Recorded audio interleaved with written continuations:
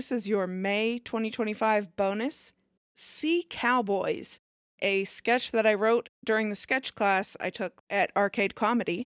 This one was during the Genres Week, so I combined nautical and western. You'll see. Anywho, tune in at the end of May for Predator, another sketch, but that one is like 15 minutes long and will actually have a cast.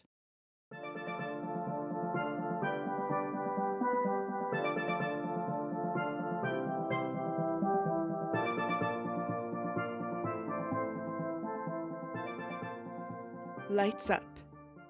Interior Dockside Bar. Ms. Kat Russiel, owner of the Long Branch Tiki Bar, stands behind the bar cleaning glasses. There are a few tables with patrons chatting with umbrella drinks, and a jukebox in the corner softly plays Margaritaville. Suddenly, the doors swing open and a hush falls over the room. A grizzled man in fishing waders saunters up to the bar, his galoshes squeaking with every step. "Rum. Leave the bottle." He takes a drink and turns to face the room, leaning on the bar. The chatter resumes. "So, stranger, what brings you to town?" "Oh, this and that. I picked up something last night and figured I'd see if there were any buyers in town." "I see. Well, I don't condone any trading in here unless it's at the poker table. Best watch your back, though. This town has quite a few card sharks." "Don't you mean card sharps?" "Yes and no. See, most places around here have a swim-up poker table, and the local sharks got real good at gambling. Their faces are inscrutable to most people, so they have a natural advantage. And besides, who's going to argue with a bull shark? Could lose an arm and a leg along with all your cash." "Well, in that case, I think I'll avoid any card games until I'm inland.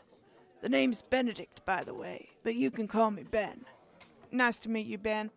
I am a bit concerned about that increasingly damp burlap sack you brought with you. That's going to warp the floor, and I assume whatever's in there is not something I want in this establishment." Ben arranges several coasters on the floor and moves the bag onto them. "There, how's that?" "Better, but you can take those coasters with you when you leave." Kat's ear perks up as she hears the sound of an approaching fanboat. "That must be Marshall. I was wondering when he'd get off work. We have a date tonight." A Marshall is coming here? I didn't know there was a Marshall in the area." "No, silly. Marshall is his name. Marshall Gillen. He's with the FWC.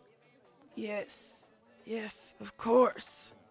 You have a date with someone who works for the Fish and Wildlife Commission.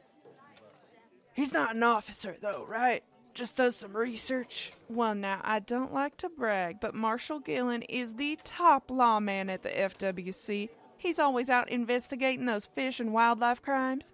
Why, last year he caught Billy the Squid and Jesse James. Then Clint Driftwood came to town looking for advice on making his new Calamity Jane movie, since Marshall's such a good sharpshooter." Can I close my tab, please?" Officer Gillen walks through the door, wearing a straw hat, Hawaiian shirt, cargo shorts, and flip-flops. "Sorry I'm late, Kat. There were a bunch of rowdy water skiers at the lagoon riling up the manatees. Must be in town for the tournament or something. Got here quick as I could."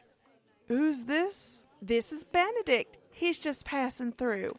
He says he's got something to sell. Not sure what it is." "Oh, it's nothing. I'll get out of your hair." "Nothing, huh? While I was out at the lagoon, I noticed there were some turtle nests that had been disturbed. You wouldn't happen to know anything about that, would you?" "Nope. They probably just hatched. That would move sand around."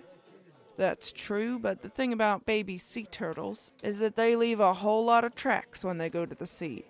Not one set of tracks, and especially not size 10 boot tracks." Ben goes to grab the bag and run out the door, but Marshall quickly draws a harpoon gun from his pocket.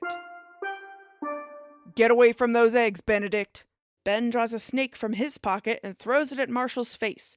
The snake bites him and slithers away. As the snake bites, Marshall manages to get off a shot at Ben, pinning him to the wall. Cat rushes to Marshall. We have to get you to doc right away. That looked like a cottonmouth.